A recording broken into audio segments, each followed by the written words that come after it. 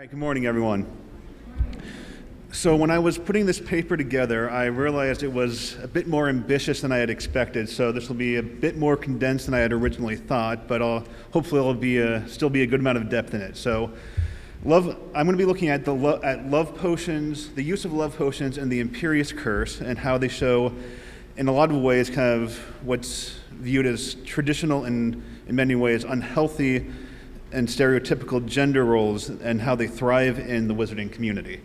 Love potions are used to help women fulfill their romantic desires, have a family, and protect children, essentially to allow women to become wives and mothers, but in a way that, as we'll see, that is not in a good way, and it's rather unhealthy.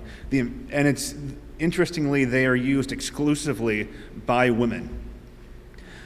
The Imperious Curse is used to allow men to achieve dominance over others, achieve their goals, in one case using the Fantastic Beasts movies to fulfill their sexual desires. And there's two exceptions to this where, with two exceptions, it is used exclusively by men, and I'll discuss those briefly as I go on. So both allow Rowling to examine the dangers of a culture that glorifies these unhealthy stereotypes and roles.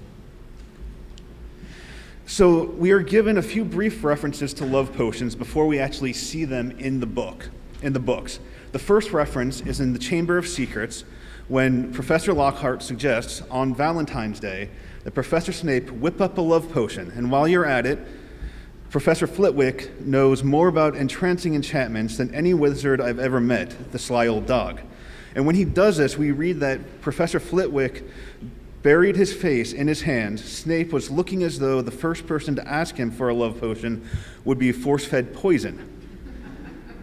So it's clear, and when you read this, it's clear that the contempt for Lockhart's suggestion is more a response to Lockhart himself and his over-the-top suggestion rather than the actual love potions.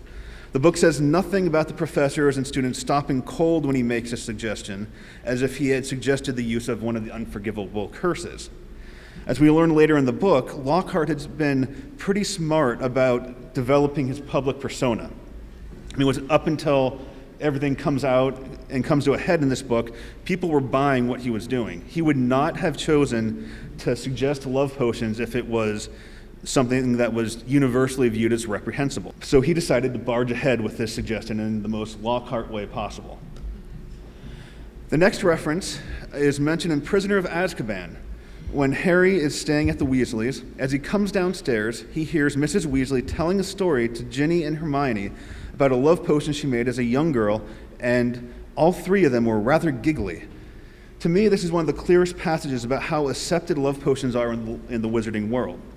Mrs. Weasley, who is one of the best examples of motherhood in the series and one of the most heroic characters, is normalizing the use of love potions and teaching her own daughter that it is okay to remove consent.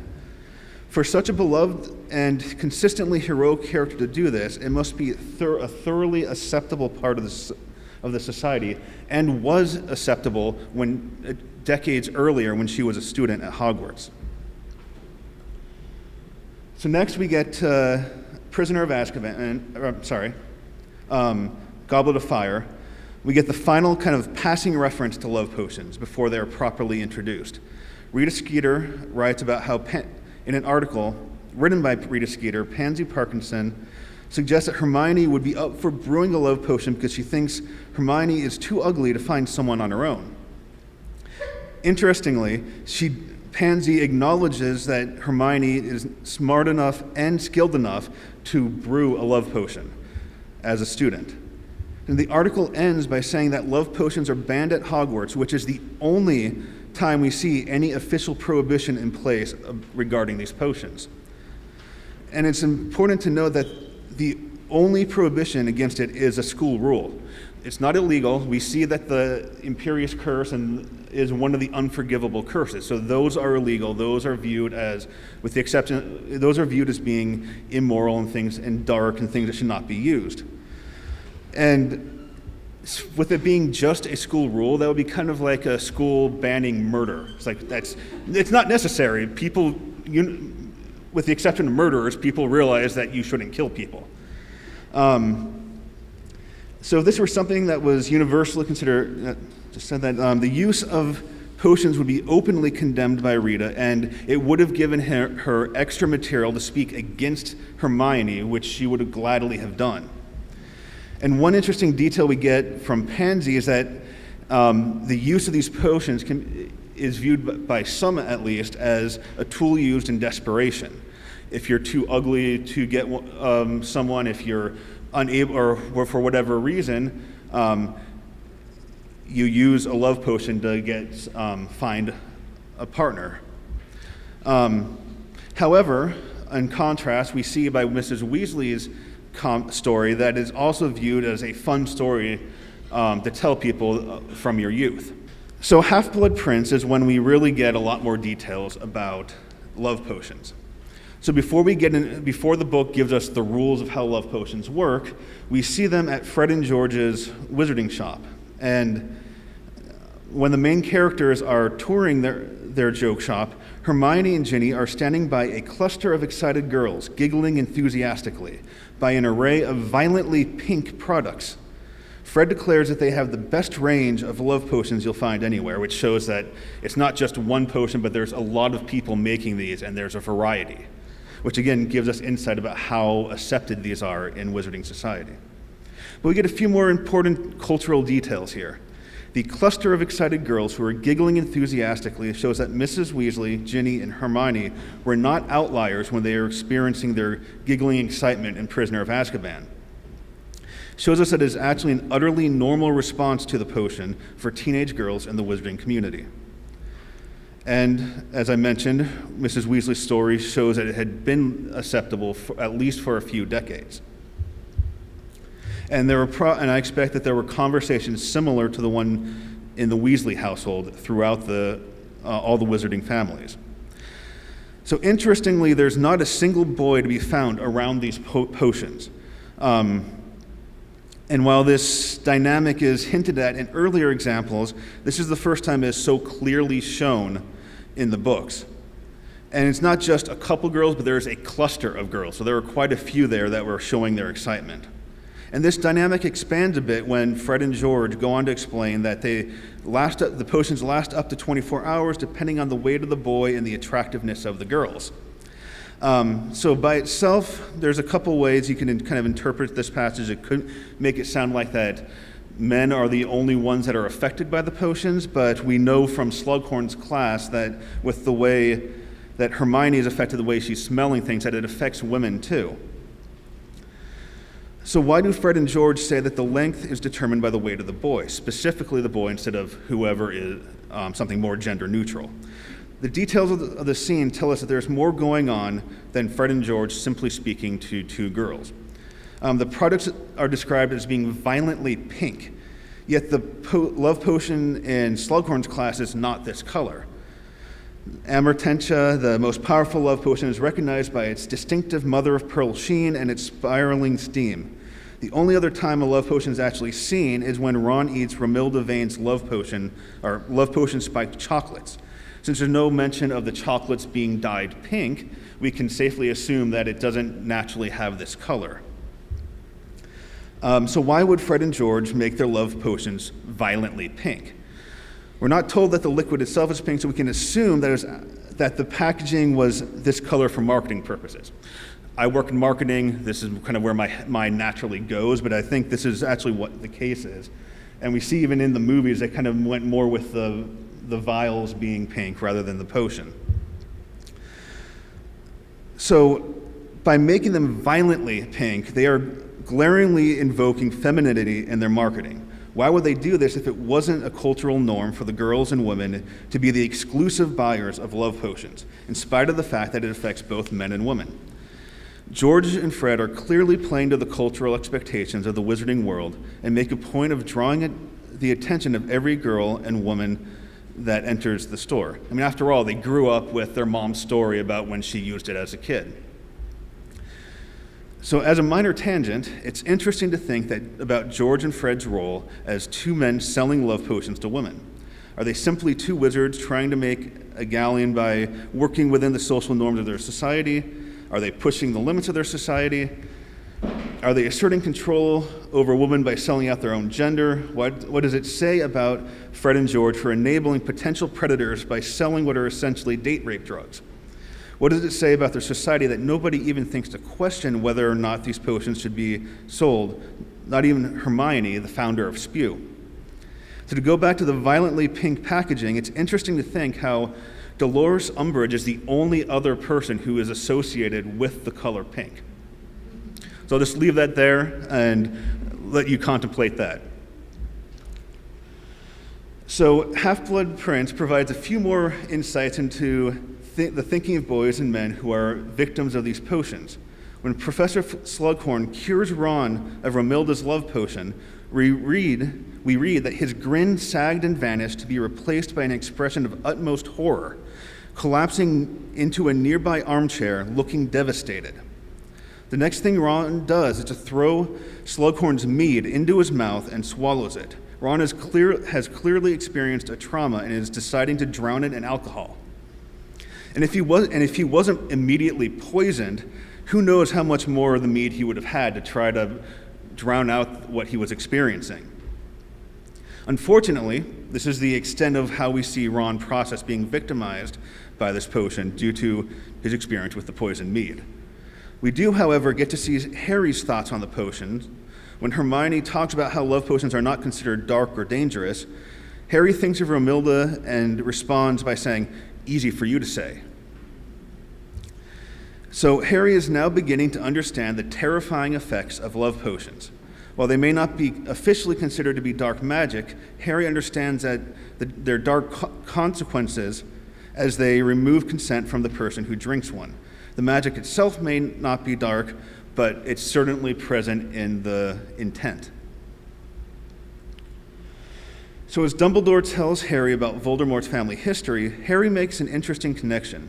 While talking about how Merope married Tom Riddle Sr., Dumbledore asks, can you not think of any measure Merope would have taken to make Tom Riddle forget his Muggle companion and fall in love with her instead? Harry responds by suggesting the Imperius Curse or a love potion.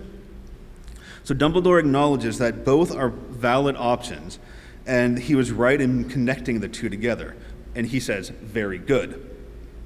He clearly recognizes how they both remove a person's ability to think and function independently.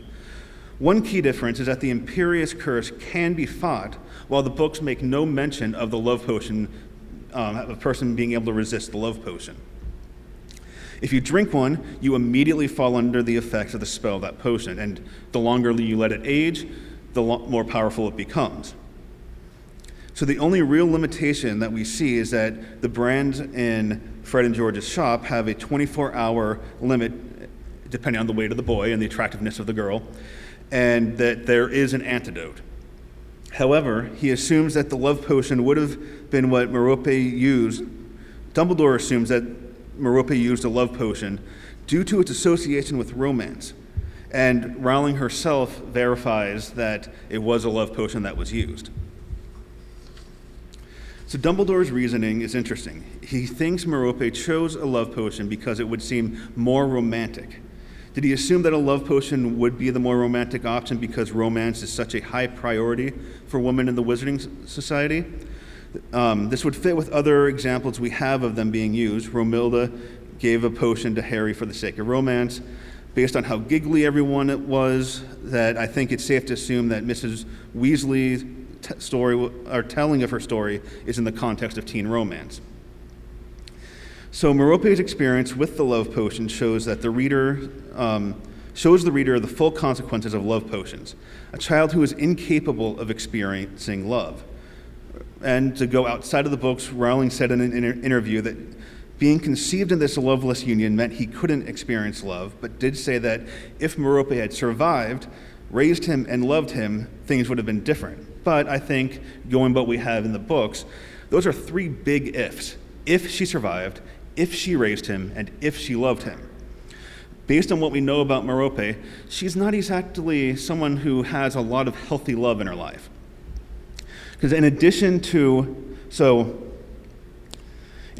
her marriage to Tom Riddle being a sham due to the love potion, Her use of the love potion also tore Tom Riddle Sr. away from Cecilia. We don't know exactly the nature of the relationship, but we know that there was some closeness there. Likely romantic. We don't know the extent of the relationship, though. So this marriage broke up a relationship. He was not experiencing any love himself. He was under the control of the love potion. And as soon as she stops using the love potion on him, he just walks away. So, based on the evidence, it leaves me with the question of how capable would she have been of showing Voldemort love if she had survived and if she had raised him? Would that love have been enough to counteract his loveless conception? And I'm going to leave that question there for you to contemplate. And one thing that occurred to me, so as I mentioned, every single person who uses a love potion is a woman. But it occurred to me that Snape was probably the most likely male character who would have used a love potion, yet he never did. My reasoning for this, he was in love with Lily, had a particularly strong skill with potions. He was bullied, he was friends with future Death Eaters, and became part of Voldemort's inner circle before defecting, and he hated James Potter. So all of this, at the very least, you would think would have minimized, if not destroyed, any problem he had using this potion. So why didn't he use a love potion on Lily? There's a lot of potential reasons for this. It could be that he felt true love for her and wanted her to love him back willingly, or that he didn't have the skill at the point he would have done it to brew the potion, or he didn't want his Death Eater friends to know that he was in love with someone who was Muggle-born, or it could have been some combination of the above, or any of the other reasons you could come up with. Which reasons you find more convincing is going to largely depend on your views on Severus Snape.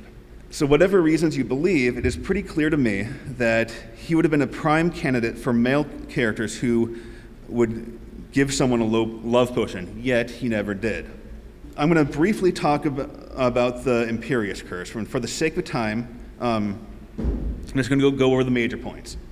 With two exceptions, the curse is always used by men. It's used to control Barty Crouch Sr., it's used to control Mad-Eye Moody, and that was done to help bring about the return of Voldemort. It's used to infiltrate the government. It's used by Harry to infiltrate Gringotts, how do you pronounce that one?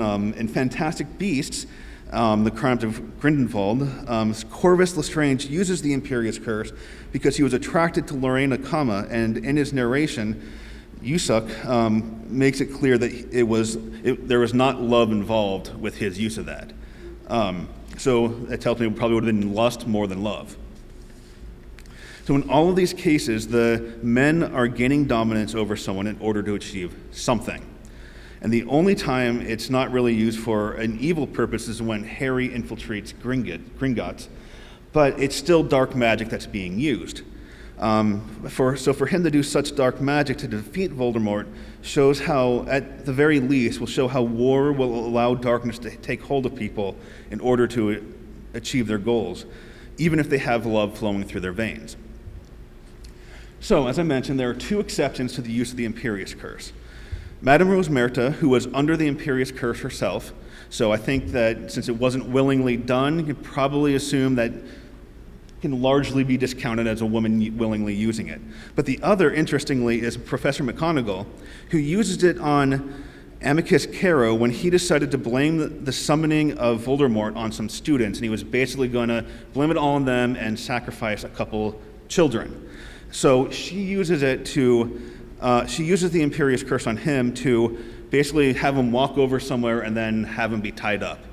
And so she uses it to protect students, which kind of gives her a mothering motivation, kind of invokes that kind of feminine motivation rather than a more kind of masculine motivation like all the men have. So a few conclusions. So love potions allow Rowling to explore how pursuit of lust and obsession in the guise of love result in a loveless relationship, and that it's not limited to the people in that relationship, but can have effects on the next generation. The Imperius Curse is used to allow men to achieve dominance over others, achieve their goals, and, in the one case, fulfill sexual desires. Both the love potions and the Imperious Curse show the dangers of an unhealthy femininity and unhealthy masculinity. The exploration ultimately leads to massive scars on the succeeding generation, making it difficult to impossible for them to experience love. Even when this extreme is present in just a few people, we see how all of society suffered the consequences once those few gained enough power, and someone who is incapable of experiencing love, their ambitions will not be held back by love. And we see this with Voldemort. He was willing to do whatever it took in order to gain his goals, as well as his Death Eaters. So, thank you for your time.